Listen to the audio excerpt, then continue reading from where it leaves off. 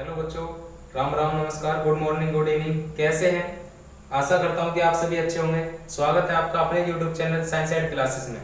देखिए, इस चैनल के माध्यम से आपको साइंस की क्लासेस देंगे।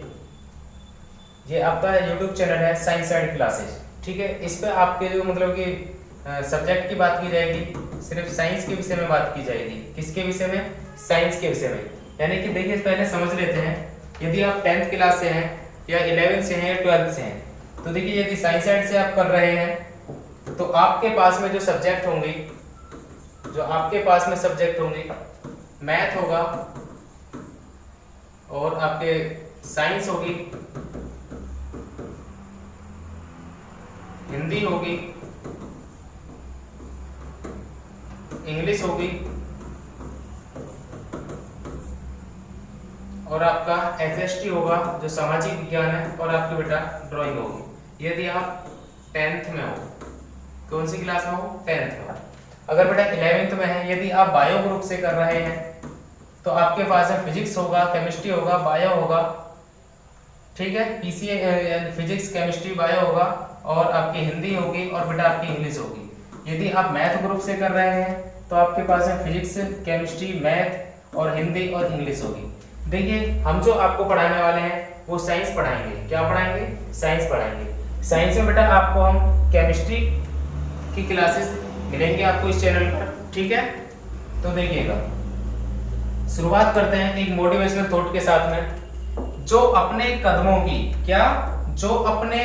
की काबिलियत पर विश्वास रखते हैं वो ही अक्सर मंजिल पर पहुंचते हैं। देखिए, अपने आप पर भरोसा रखेंगे तभी आप अपनी मंजिल पर यानी कि कामयाब हो पाएंगे। तो भरोसा रखिए खुद पर और लगे रहिए मेरे साथ में, मेहनत करते रहिए। देखिए, साइंस हम शुरुआत करने जा रहे हैं। क्या? साइंस शुरुआत करने जा रहे हैं और साइंस को बिल्कुल बेसिक से पढ़ेंगे, बिल्कुल बेसिक से पढ़ेंगे। देखिए कैसे शुरुआत करते हैं। देखिए, जिस चीज को भी हमें पढ़ना है बिल्कुल बेसिक से पढ़ना है। What is the science? Science है क्या? विज्ञान। तो देखिए, विज्ञान पूरे ब्रह्मांड में जो भी हमको मतलब दिख रहा है, सारे जो ग्रह हैं, पूरा जो हमारा ब्रह्मांड है वो सारा ही का सारा साइंस के अधीन है, ठीक है। सारा उस पे साइंस हमारा काम करता है। जैसे कि सभी ग्रह देख पा रहे हैं, हमारी पृथ्वी है और अन्य सभी ग्रह हैं, तो वो सब क्या है, उसमें कहीं ना कहीं हमारा साइंस से ताल्लुक है।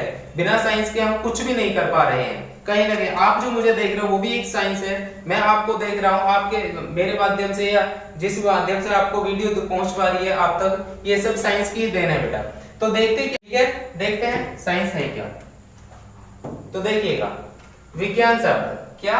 विज्ञान शब्द। ध्यान से देखिएगा, विज्ञान शब्द का संधि विच्छेद करें तो बेटा वी प्लस ज्ञान होता है। क्या होता है? वी प्लस ज्ञान। जिसमें क्या होता है कि वी का मतलब क्या होता है? एक विशिष्ट, क्या? एक विशेष प्रकार का ज्ञान, और ज्ञान का मतलब आपको जानकारी, यानी कि जिस सब्जेक्ट में आपको एक विशेष प्रकार की जानकारी मिलती है उसे क्या कहते हैं बेटा? विज्ञान कहते हैं। साइंस शब्द उत्पत्ति जो हुई थी बेटा वो लैटिन भाषा से हुई थी। लैटिन भाषा के एक शब्द था शायद, जिसका मतलब क्या होता है? जानना। क्या होता है? जिसका मतलब जानना। इंग्लिश में कहते हैं बेटा टू नो। क्या? जानना। देखिए, जिसका अर्थ होता है क्या? जानना। ये लैटिन लैंग्वेज होती है। क्या होती है? लैटिन भाषा होती है। आप समझ सके तो समझ लगे, मुझ पे तो आती नहीं। आगे बात करते हैं, ध्यान से देखते रहिएगा। बेसिक से, बिल्कुल बेसिक से शुरुआत कर रहे हैं। डेफिनेशन देखते हैं कि साइंस की डेफिनेशन क्या है। डेफिनेशन देखते हैं, साइंस की डेफिनेशन क्या है।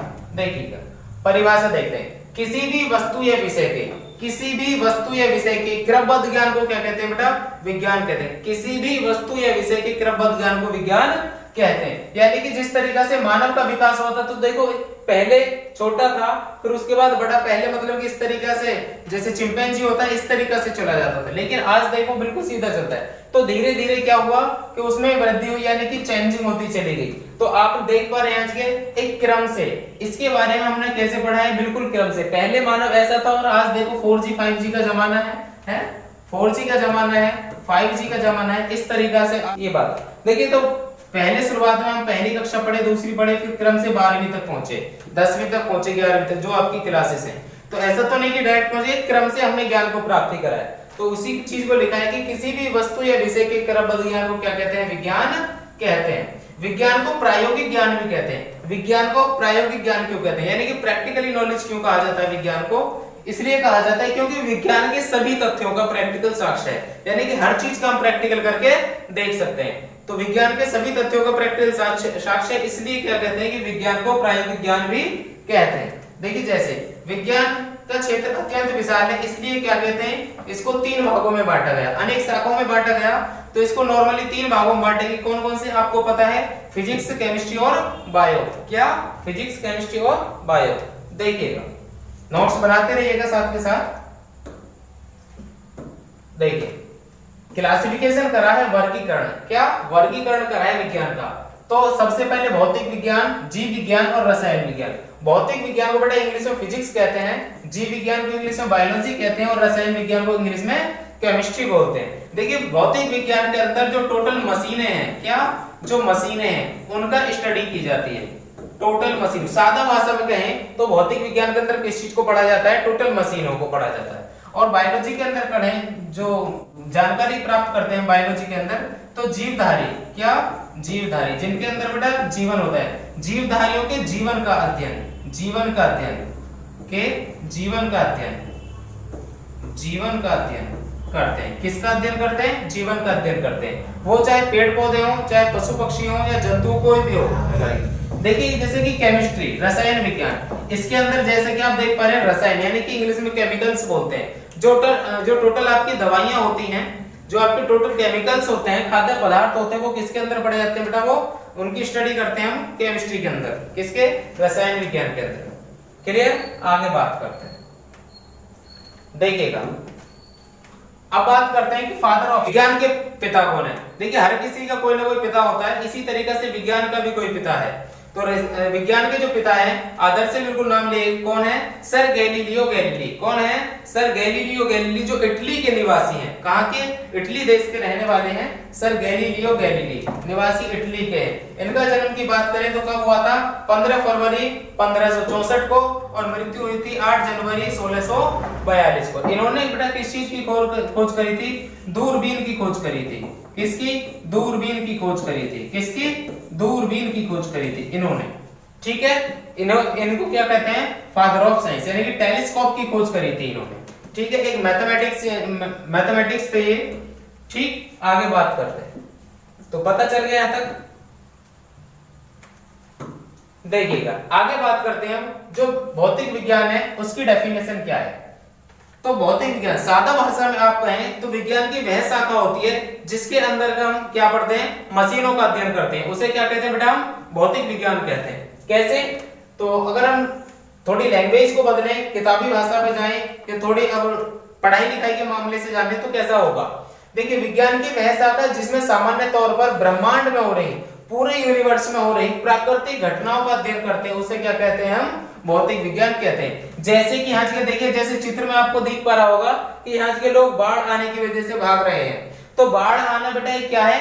प्राकृतिक आपदा है। कैसी है? प्राकृतिक आपदा है। इसी तरीके से ज्वालामुखी का फटना क्या है? एक प्राकृतिक आपदा है।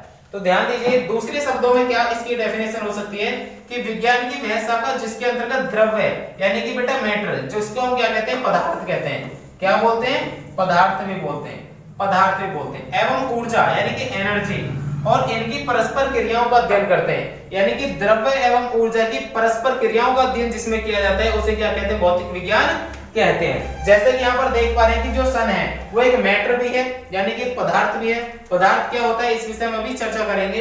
तो ये मैटर यानी पदार्थ भी है, और इसमें बेटा एनर्जी भी होती है। तो सूर्य से हमें एनर्जी प्राप्त होती है, जैसे कि आप जानते भी हैं कि पृथ्वी पर सबसे बड़ा ऊर्जा का स्रोत जो है वो क्या है? सूर्य ही है। ठीक है, तो यहाँ की क्या है? मैटर और एनर्जी का कोई रिलेशन है आपस में। मैटर और एनर्जी का कोई रिलेशन है। इस बात को किसने बताया था? जो कि भौतिकी के पिता हैं आइंस्टीन। कौन? Albert Einstein. उन्होंने बताया और द्रव्य एवं ऊर्जा में एक परस्पर संबंध है। क्या? द्रव्य एवं ऊर्जा में एक संबंध है। किसने बताया था? आइंस्टीन ने बताया था। ठीक है, इस विषय में बात करते हैं। स्क्रीनशॉट लेना है तो स्क्रीनशॉट ले लीजिए, वरना आगे चलते हैं। देखिए, बात करते हैं फादर ऑफ फिजिक्स, यानी कि फिजिक्स के पिता कौन है? Albert Einstein. कौन है? फिजिक्स के पिता हैं। और सर आइजैक न्यूटन, ये भी कौन है? फिजिक्स के पिता है। ये जो है बेटा आपके, ये आधुनिक है। कौन है ये? आधुनिक।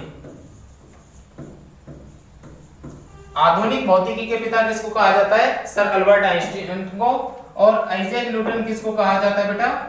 जो आइजैक न्यूटन जो है वो कौन है? मूल भौतिकी के, क्या? मूल भौतिकी के पिता कौन है? जो सर आइजैक न्यूटन है। ये वही आइजैक न्यूटन है जिन्होंने बेटा प्रकाश को बताया था कि 7 रंगों में विभाजित है। वेबक्योर देखे ना हमने, जो इंद्रधनुष देखा वो इन्होंने बताया है। इन्होंने बेटा क्या करा था कि जो गुरुत्वाकर्षण बल की खोज करी थी वो इन्होंने करी थी कि सेब की गिरने से। ये वही न्यूटन है, समझ पा रहे हैं ना? ठीक है, समझिए। ये बेटे एक जर्मनी वैज्ञानिक थे और ये एक इंग्लैंड के थे। ठीक है, दोनों ही भौतिकी के पिता हैं। ध्यान रखिए ये आधुनिक है और ये मूल भौतिकी के पिता है। आगे बात करते हैं, देखिएगा, बात करते हैं कि मैटर। सबसे पहली बात है पदार्थ। पदार्थ होता क्या है? इसके बिना कुछ भी नहीं समझ सकते हम। पूरे ब्रह्मांड की कोई भी वस्तु, क्या? पूरे ब्रह्मांड की कोई भी वस्तु जो स्थान घेरती हो और अपना कुछ भी द्रव्यमान रखती हो, क्या कहलाती है बेटा? पदार्थ कहलाती है।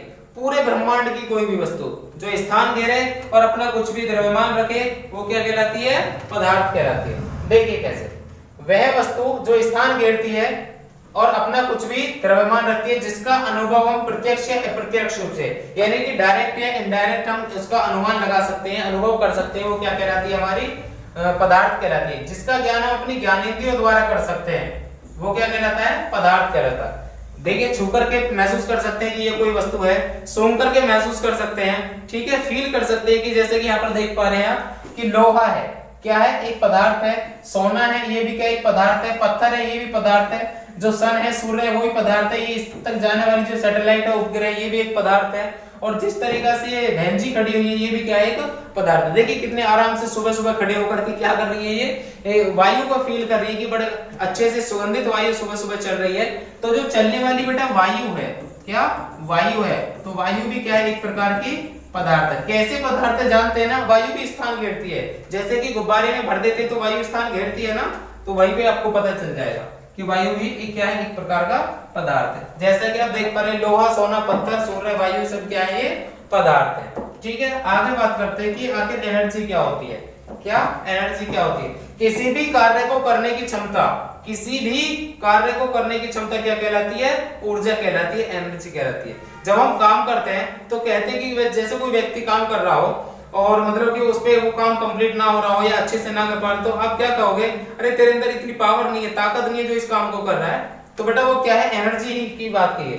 तो एनर्जी में न तो बेटा द्रव्यमान होता है और न ही स्थान घेरती है। एनर्जी में न तो द्रव्यमान होता है और न ही स्थान घेरती है। जैसे कि प्रकाश, क्या?